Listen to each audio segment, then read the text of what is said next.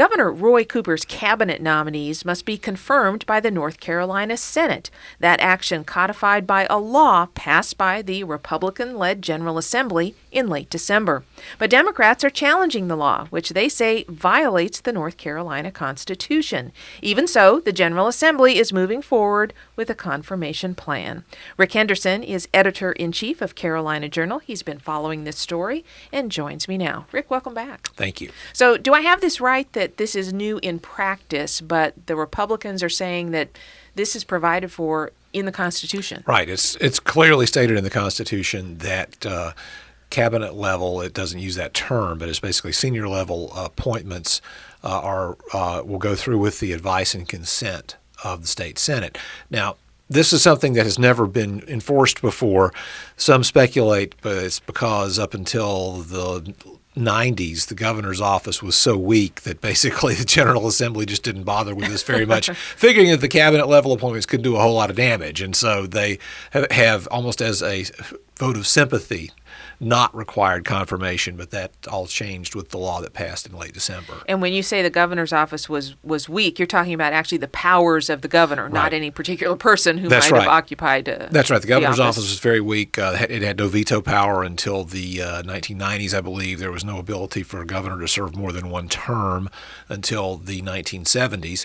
And many of the powers and authorities still remain in the hands of the General Assembly. Essentially, all the Constitution requires the governor to do is to submit a budget and to communicate with the General Assembly. That's really it. Now, Governor Cooper says, nope, he doesn't see it this way. There is a legal challenge to this, and as you and I are speaking, that legal challenge is underway. Is it possible to actually defy this in any way?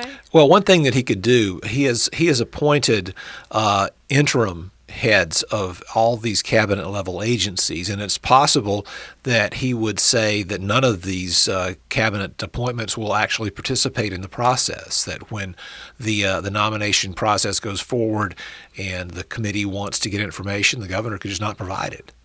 Now, we are familiar, many of us, with what goes on at the federal level when it comes to, well, an impending Supreme Court nominee, for example, right. who will be before the U.S. Senate. Is that the way it's going to work in North Carolina?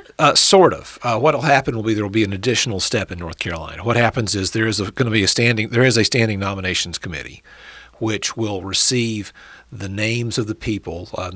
Our names are now known of the people who are up for the cabinet level offices. They will then do what the State Ethics Commission typically has done, and that is make sure there are no conflicts of interest, make sure that if there are any specific qualifications for a job that the candidate has those. And then once those hurdles are crossed, then the nominating committee will send that nomination forward to the relevant policy committee. So, for example, Secretary of Health and Human Services designate would go to the Healthcare Committee. The transportation nominee would go to the Transportation Committee, that sort of thing. And at that point, the committee would then decide if it wants to hold a hearing, if it wants to seek testimony. It'll be up to that committee to do so. And the committee may just simply say, we refer this favorably.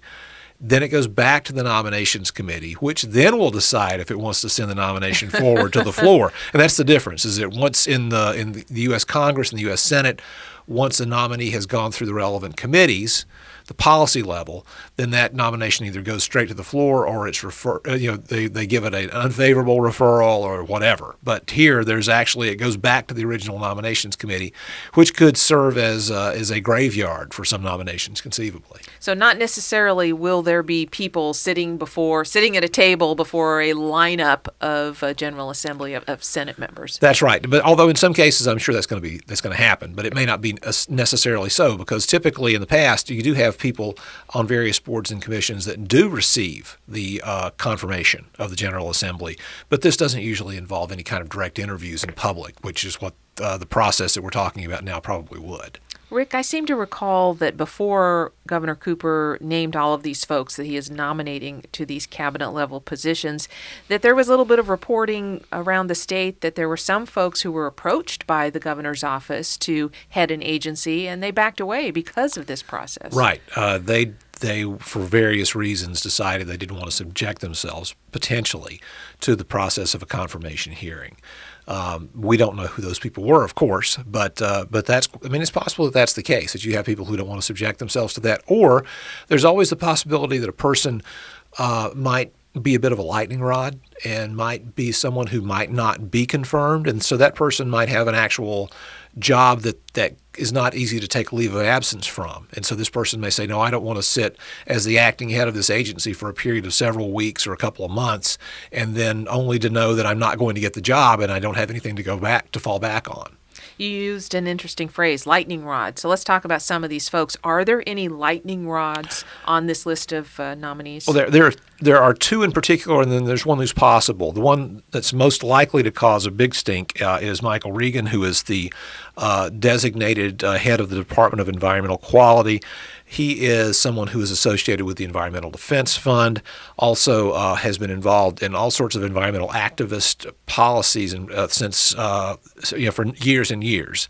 And he's someone who philosophically would likely try to turn back a lot of the regulatory reforms and a lot of the streamlining and pro-market sorts of developments that have taken place in that department under Governor Pat McCrory. And he sounds like his views would be quite different from the person who held this job most recently under Governor Pat McCrory, Don Vandervaart. Right, that's correct. Don Vandervaart is someone who was unusual in that he actually was someone who was a career employee of the department who rose up through the ranks and eventually became the head of the department, and then he went back to being a regular line employee, if you will, afterwards, although it's not exactly clear if he's going to stay around after this confirmation process is over, whoever's approved to be the final head of the department. So that's the nominee, Michael Regan, for Department of Environmental Quality. Now, you also mentioned HHS. Dr. Mandy Cohen has been nominated by Governor Roy Cooper to lead that department. Why is Dr. Cohen controversial? She headed or was the chief operating officer of the Center for Medicare and Medicaid Services in Washington, D.C., which is the federal agency that oversees Medicaid. And Governor Cooper, of course, has tried to speed through a rapid expansion of the Medicaid program under the Affordable Care Act, something that was declared illegal by the General Assembly in 2013. And she received the nomination to this position, or the appointment to this position, about the same day that Governor Cooper put forward his plan to amend the Medicaid proposal. So it looks kind of like a quid pro quo to me, because she also has no other connections to North Carolina whatsoever. So it's not as if she's someone who is a careerist in Health and Human Services or someone who has run hospitals or health services here in the state. She's somebody who's a complete newcomer.